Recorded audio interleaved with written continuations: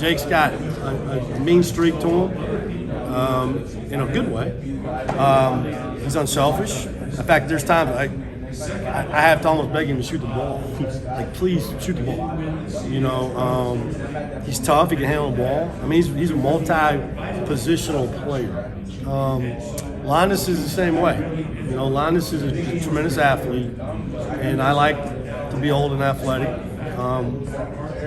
Great finisher, great passer, very unselfish, shoots the ball well. I think he's got to get more dialed in a little bit defensively because he can turn defense into offense pretty easy with his length and size. But those two guys have given us, along with Dallas and Hadeen, have given us, you know, that older edge. You know, that they've been through it. They know what's coming. One played in the SEC. Well, actually, Dream, he's taking the whole tour. He's back in the ACC. He went to junior college. He went to the SEC. I mean, he's done what we all wanted to do. He kind of did what I did. You know, Linus played JUCO, Triton. Got a little bit of me in him like that. You know, Big 12, played for Hall of Fame Blunt Kruger. You know, Dallas played for Tag, great coach, played in the Pac-12. So these guys have got a lot of experience, and can't put a price tag on that. And you know, I think the nature of recruiting has really changed. I've tried to educate our fans on that. You know, the traditional, just high school recruits, it's going to be tough to do that. You know, we have some really good freshmen. I hope to see them all at the end. I don't know if we will. I can't predict that. So we all got to be ready, you know, in the spring to, you know, to recruit maybe out of that pool. I don't want to live in there, but we better be ready, you know. And I look at the fall as we're just going to get the best high school players we can get, but we're not going to settle either.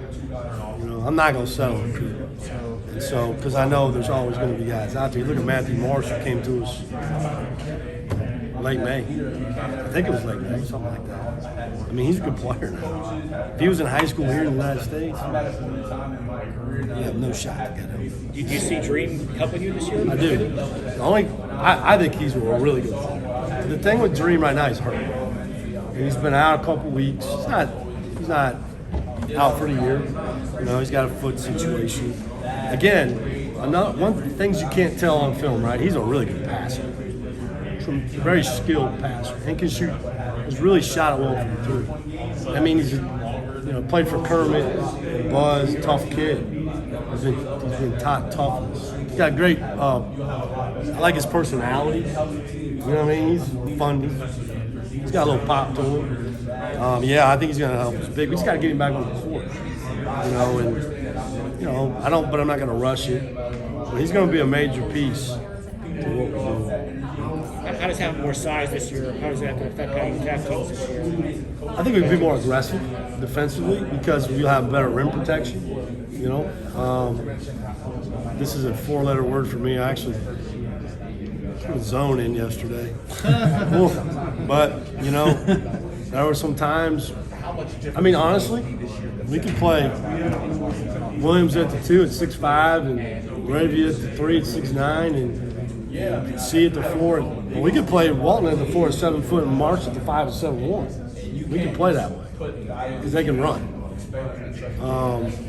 Will we? I don't know. But the zone, but it's nice to have it. I mean, it's a big man's game, and when the ball goes on the rim, you want to be able to go get it. You know what I mean? You don't want to be hoping and praying we're going to hope we get that. You know, at least we can go get it. And I think that's defense and rebounding are really important. So I think our size will allow us to be more aggressive, you know, defensively. And hopefully turn some defense into offense. Speaking of transfers, you saw Storm Murphy back when you were in your own school. You think he can make a successful move to the ACC? Heck yeah, he's a tough kid. I mean, you know, I think Kiwi proved that one, you know. Storm's just a winner, you know.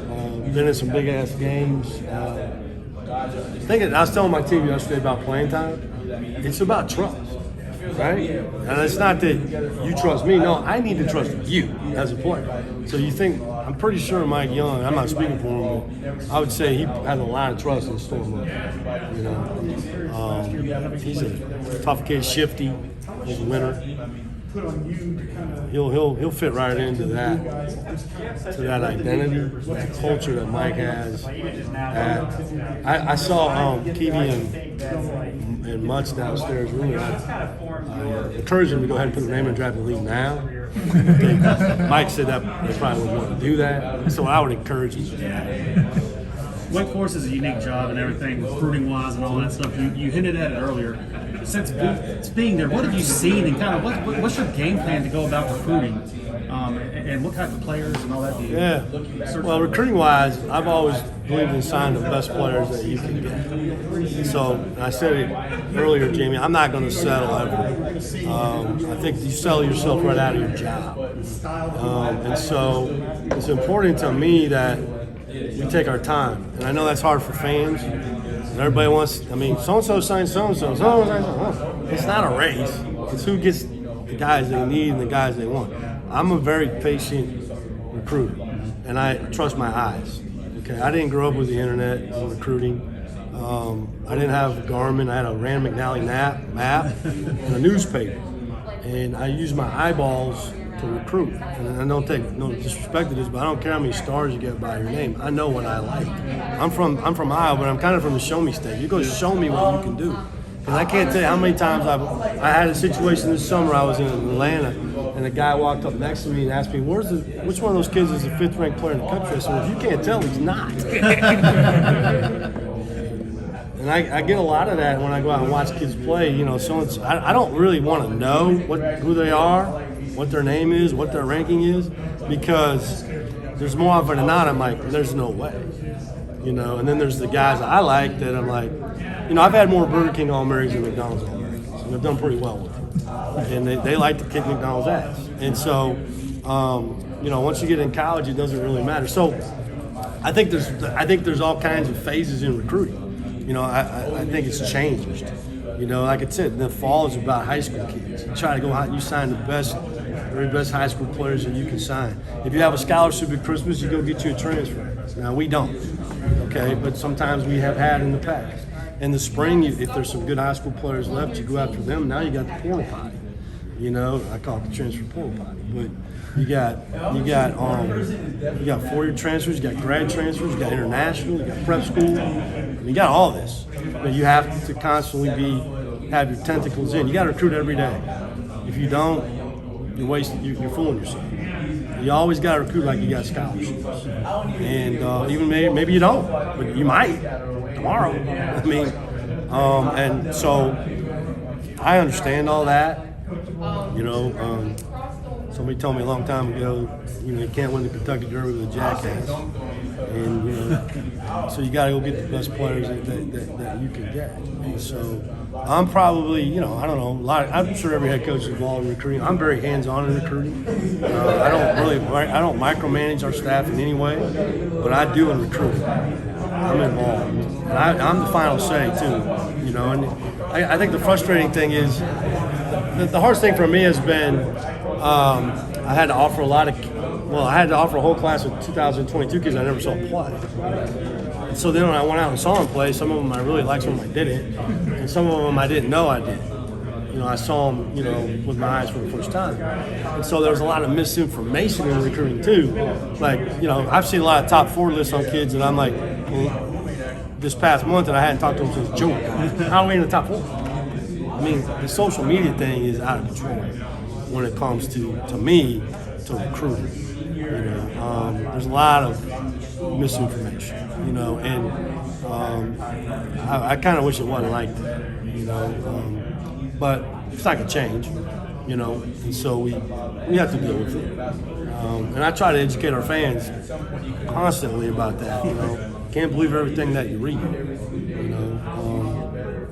Those crystal balls ain't always right. And so, but it's the lifeblood of your program. There's the 2 most important things in running a program are players and schedule. And if you don't have control of your recruiting and the schedule, you're going to have a hard time having a real program.